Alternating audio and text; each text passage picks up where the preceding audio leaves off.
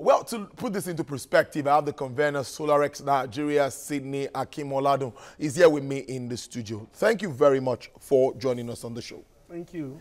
First, I would like your direct reactions to EU now, with the EU Bank coming to a 25 million solar system project for Africa. This really shows that we are not doing well with regards to the power sector in this part of the world. Certainly, certainly, I agree with you. When we hear news like this in the industry, for people like me, I take to see it, I accept it with kind of mixed feeling because, like you did say rightly, it shows that we're not really doing well.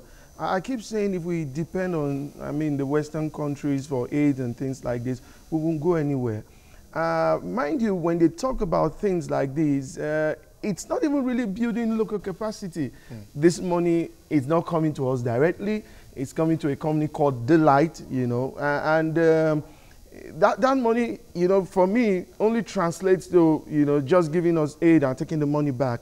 Mind you, too, when they talk about off-grid, they're talking about very small solar kits here. Yes. And these are just enough to give people light, to see, things around their homes and be able to move around. But it doesn't really provide for the kind of electricity, the kind of power that we need for growth and development. But solar in itself, let's look at solar system itself. There is this belief that it is expensive. Tell us.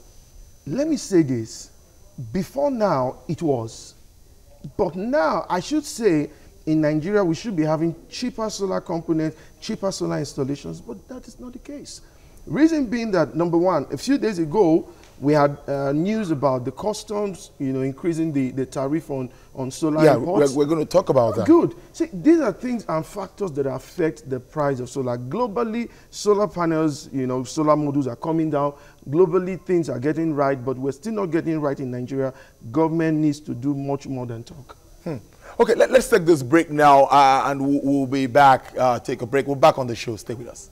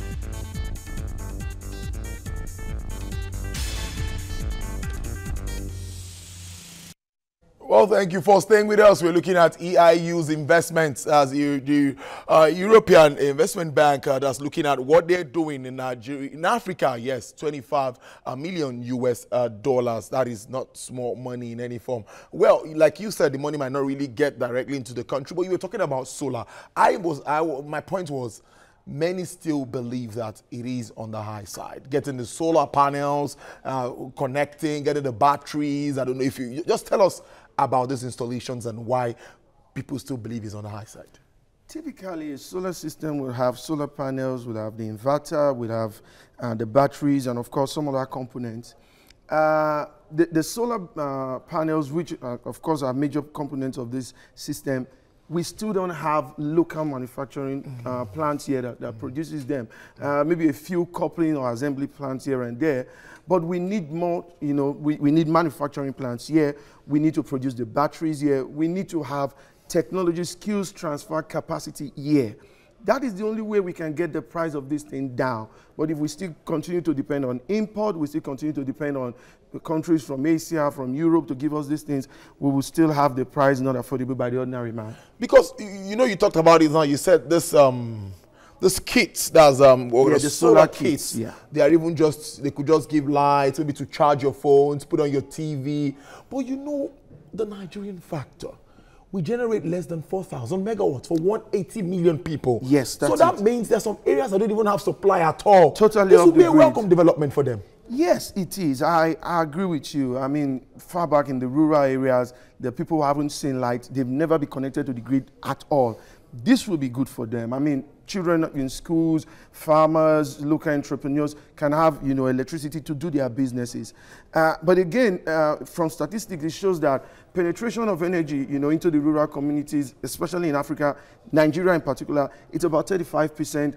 You know, for the urban areas, it's about 55%, which is still very low compared to other parts of the world. India, you know, and some other countries that we are, you know, measuring up with, you know, as third world countries are doing far much better than this. So if you ask me, we shouldn't be so much excited, you know, because from what I read, you know, in the report, they are targeting about 10 million installations in 5 years.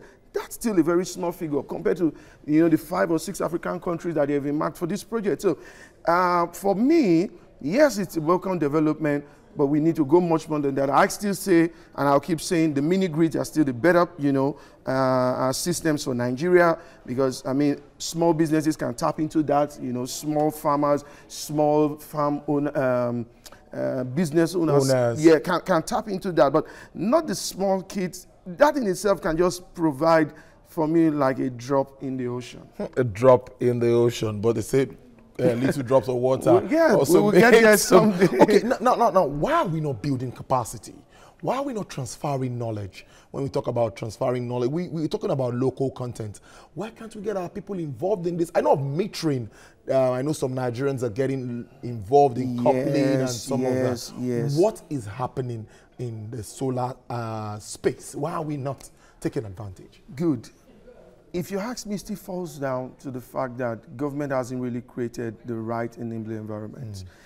I mean, affordability, pricing issue, government framework, policy frameworks, and all of these are great factors. But the fact is, the government needs to start talking with, you know, banks like the EIB, AFDB, and all that, to say, we don't want these aids, we want capacity build. We want you to train our people. There are so many talented guys around here. Some guys are even doing, you know, locally fabricated inverters here, but nobody's really giving them the support. They can't get loans, they can't get banking facility, there are no incentives, tariff is high for those who import. So by the time government takes away this cloud, you know, that kind of builds over the solar industry, things will get better.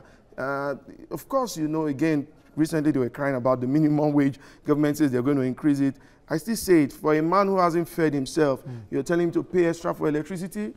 My brother. it's not easy at all. Now, back to a very important point you touched. I was at that meeting where they discussed issues surrounding the customs, you know, the tariffs. The tariff increase. I think the change in the HS codes and all of that, saying that, you know, I actually listened carefully and I saw it that this is a sector that needs to be encouraged. Now, tell us more about that challenge. Good. When that news came out, I mean, a lot of us in the industry raised eyebrows and like, you know, what's happening? Okay, if you ask me, in the custom excise code, it shows that it should be zero tariff for solar products. Exactly. That's what is written there. But I can tell you there are a lot of goods still held up at the ports because demurrage has, you know, built up on it. The guys who are importing these things can't bring them in. You have about 20% on batteries. You have about 5 to 10% on solar panels. This is high. And when it comes into Nigeria, that cost is passed on to the end user. And if the guy can't afford it, he generally will say it's expensive.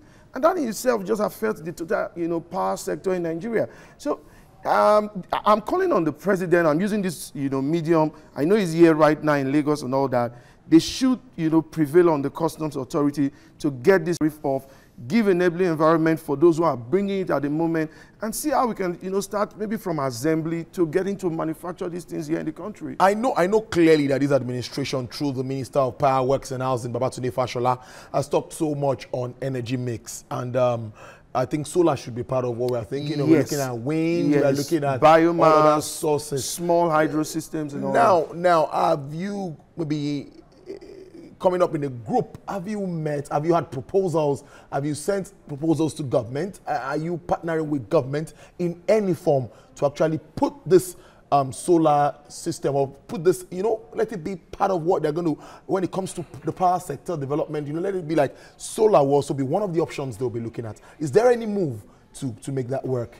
There is. I mean, with all humility, I want to say that the Minister for Power, Works and Housing, Mr. Babatunde Raji Fashola, is doing so much, is trying. Again, they say to whom much is given, much is expected. The fact is, there are bodies, there are agencies, there are pressure groups right now in Nigeria. One of them is the Renewable Energy Association of Nigeria, yes, that is pushing, for government to bring policies and incentives and environment that would help those in the industry to get by better. The fact is that they are doing that. Solar still remains one of the most viable and cheapest form in the renewable energy mix for the Nigerian power sector. And that I know the minister is doing so much. I mean, recently they talked about the solar mini grid deals that were signed. But again, there are a whole lot of bottlenecks to achieving the desired goals. Some of them have not been able to even do their feasibility studies. Some have not even gone, to any point at which they will even take off. So we need government to say, this is priority focus. We will give it 100% and not politicize it.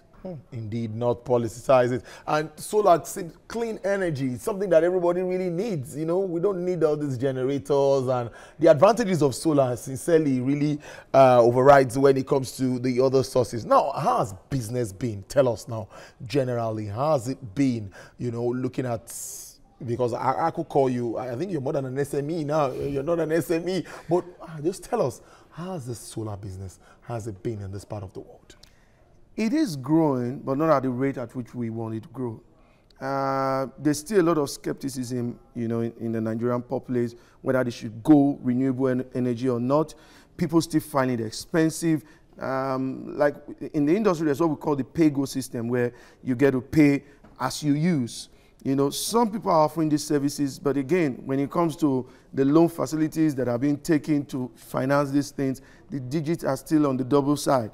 It's still not affordable. So if you ask me, it's growing in, maybe I call it snail speed, but we need to look at countries like India. We need to look at countries, that are, doing so much, who are generating so much energy. Recently, was it India? They celebrated over 1 gigawatt of renewable energy alone.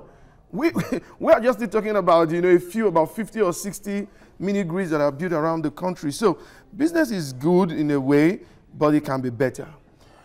Well, Sydney Akinmoladu, that's all we can take on the show today. I must thank you, giving insights into issues surrounding solar, and particularly the EU's investment of $25 million solar system projects for Africa. Thank you for putting all of this into perspective for us. Thank you for having me.